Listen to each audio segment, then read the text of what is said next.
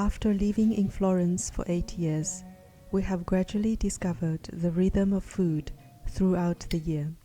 In this video, I'm going to share some typical Christmas dishes and desserts in Florence.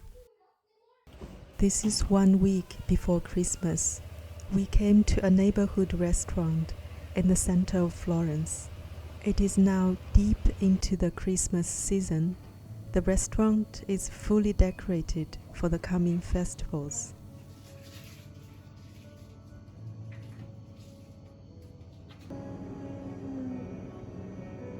They usually display in the front desk their specialties. Here they always have this huge bacala, which is salted codfish from Iceland. Here is the seasonal special Cotechino. It is a large Italian pork sausage requiring slow cooking. It is eaten during Christmas and New Year's time. It is typically served with lentil or mashed potatoes, but they are pairing it with greens here. My husband is having stracotto di manzo, beef stew. The Cotechino contains different parts of the pig. The chef told me that there's pig trotter in it. This gives the sausage a jelly-like structure. It is slightly on the heavy side, so eating with some green vegetables is a great idea.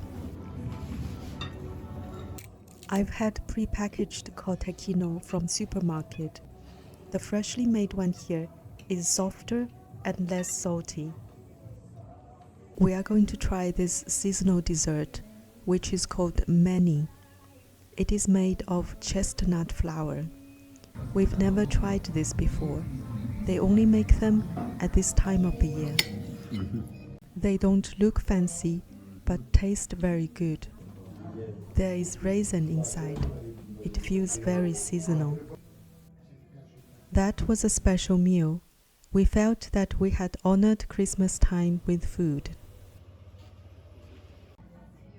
Here in the supermarket, you can see pre-packaged Cotechino and Stinco. Stinco is Italian for pork knuckle. It is another dish which is popular during Christmas. Today I'm going to have Stinco with a green vegetable, chicory.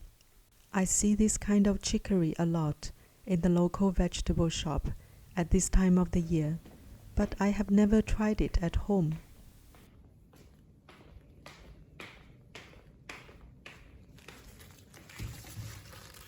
It looks beautiful. I'm going to eat both the leaves and the sprouts in the center. Like other greens in the chicory family, it is supposed to taste a bit bitter. This is why I think it would be perfect with pork knuckle, which is a bit heavy.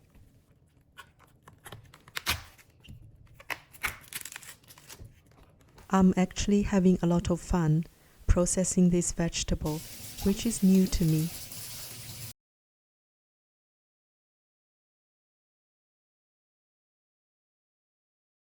Just cutting the big pieces into small ones, then they are ready.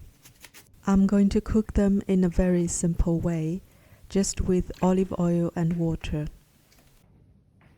I cook most vegetables this way without heating the oil very hot to avoid small particles produced in stir-fry cooking. I feel the end result doesn't taste very different.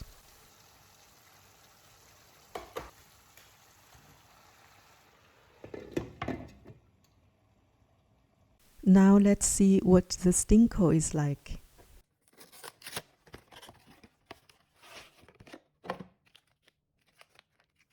The instructions say to cook in the oven 200 degrees for 20 minutes or in microwave for 10 minutes at 900 watts. I'm going to use the microwave since it takes more time to cook in the oven. Now I'm taking the jelly texture away. According to the instructions, presumably the jelly part would completely dry out in the microwave.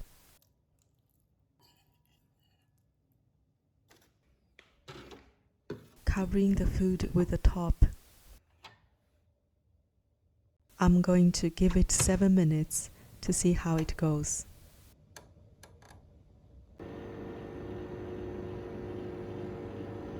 After 7 minutes, I turned it around and cooked it for 2 more minutes. Both the Stinco and chicory are getting ready. I'm going to have my late lunch.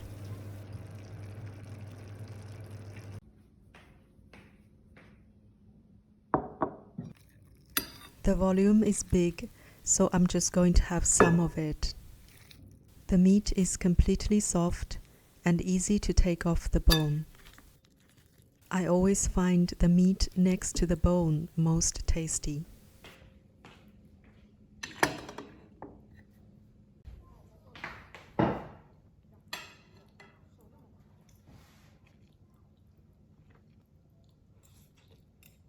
The meat is super tender.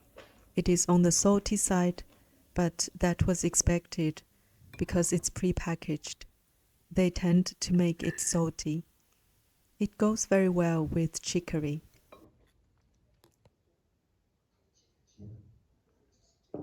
Finally, the dessert. This is the second panettone this year for Christmas. As you can see, it has been very popular in our family. Panettone is probably the most well-known Christmas food from Italy. It is a type of sweet bread or fruit cake, originally from Milan. It has a cupola shape, which is like the dome of a church. I like the citrus peels inside. These are candied orange, citron, and lemon zest. Another thing I love about the cake is that it has a distinctively fluffy texture. Since I enjoyed the panettone so much, I decided to buy another one to stock up. Nowadays, they have a lot of new flavors, such as the ones with chocolate or pistachio paste inside the bread. But I prefer the classic ones with candied citrus peels. The shape is so beautiful. It looks a bit like a supersized muffin. I was told that one is supposed to cut the paper with the cake. It kind of makes sense. I think festival food really increases feelings of festivity, and the fact that you can only have these things at this time of the year makes them more special. Thank you for watching, and see you next time.